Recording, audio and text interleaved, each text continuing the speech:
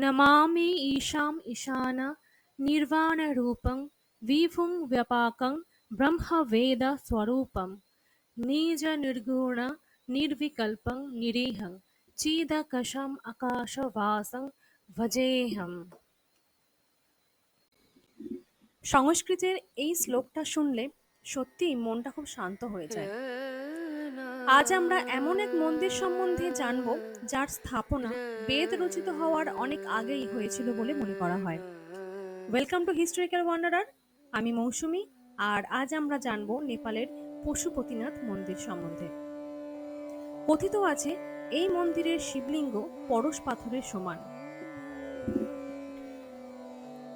নেপালের রাজধানী কাঠমান্ডুতে বাগমতী নদীর তীরে রয়েছে এই মন্দির। 1979-এ ওয়ার্ল্ড হেরিটেজ সাইট নামে আখ্যা দেওয়া হয়।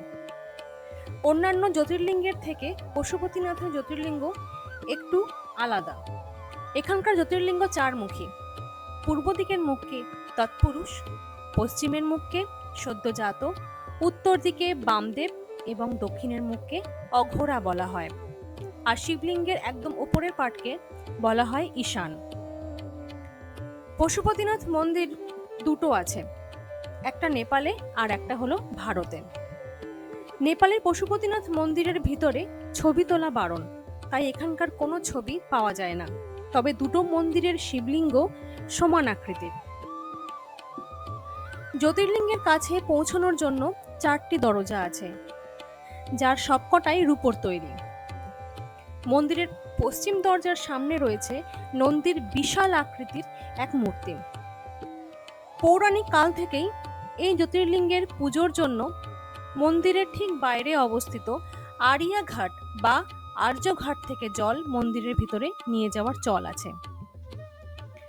পশুপতিনাথ মন্দির সম্বন্ধে পৌরাণিক অনেক কথা আছে, যার মধ্যে একটি হলো, কথিত আছে একটি গরু প্রতিদিন এই প্রাঙ্গণে আসতো এবং দুধ অর্পণ করত। এই ঘটনা প্রতিদিন দেখে গরুর যিনি মালিক তিনি খুব আশ্চর্য হন এবং কেন সেই গরুটি এমন করছে সেটা জানার জন্য ওই জায়গা খুঁড়তে শুরু করেন এবং সেখান থেকেই জ্যোতির্লিঙ্গকে পাওয়া যায়। নেপাল মাহাত্ম্য অনুযায়ী নেপালের পশুপতিনাথ জ্যোতির্লিঙ্গ স্বয়ম্ভূ। এই কাহিনী অনুযায়ী ভগবান শিব একবার নিজের ধাম ছেড়ে পৃথিবীতে এসেছিলেন এবং বাগমতীর নদীর তীরে এসে সেখানকার সৌন্দর্যে মুগ্ধ হয়ে তিনি সেখানেই কিছু সময় থেকে যান। কিন্তু অনেক সময়ের পরেও যখন তিনি কৈলাসে ফেরত গেলেন না, তখন ভগবান বিষ্ণু নিজের দিব্য শক্তি দিয়ে দেখলেন যে ভগবান শিব হরিণ রূপে বাগমতী নদীর তীরে আছেন। তখনই তিনি ভগবান শিবকে নিজের সাথে ফেরত নিয়ে যাওয়ার জন্য পৃথিবীতে আসেন। কিন্তু ভগবান বিষ্ণুকে দেখেই ভগবান শিব সেখান থেকে দৌড়ানোর চেষ্টা করেন, আর ভগবান শিবকে ধরার জন্য ভগবান বিষ্ণু ওই হরিণের শিং ধরে তাকে আটকানোর চেষ্টা করেন।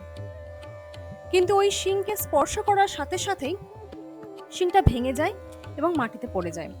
এরপর ভগবান শিব নিজের রূপে এসে কৈলাসে ফেরত চলে যান। বলা হয় যে জায়গাতে ওই শিংটা পড়েছিল সেখান থেকেই এই শিবলিঙ্গের আবির্ভাব হয়। এই মন্দিরের আরো একটা ইন্টারেস্টিং কথা হলো, মাত্র 4 জন পূজারী শিবলিঙ্গকে স্পর্শ করতে পারে। প্রতিদিনের যে পুজোর কাজ সেটা সম্পন্ন করে পূজারীর 2 দল, ভট্ট এবং রাজভান্ডারী। ভট্ট যারা প্রতিদিনের পুজো করে, আর রাজভান্ডারী হলো তাদের সহযোগী এবং মন্দিরের রক্ষাকর্তা।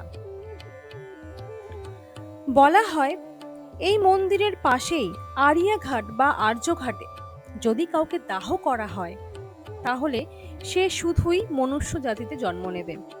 সেজন্যই অনেকেই শেষ বয়সে এই মন্দিরে চলে আসে। 2015 সালে নেপালে ভয়ঙ্কর ভূমিকম্পের ফলে বহু জায়গা ধ্বংস হলেও পশুপতিনাথ মন্দিরের কোনো ক্ষতি হয়নি। তবে এই ভূমিকম্পে পশুপতিনাথ ছাড়াও নেপালের আরও একটা জায়গা আছে যেখানে কোনো রকম ভূমিকম্পের প্রভাবই পড়েনি, আর সেটা হলো কুমারী ঘর। এটা এমন একটা মহল যেখানে জীবন্ত দেবী মা থাকেন বলে মনে করা হয়। লিভিং গডেসও যাকে বলা হয়ে থাকে।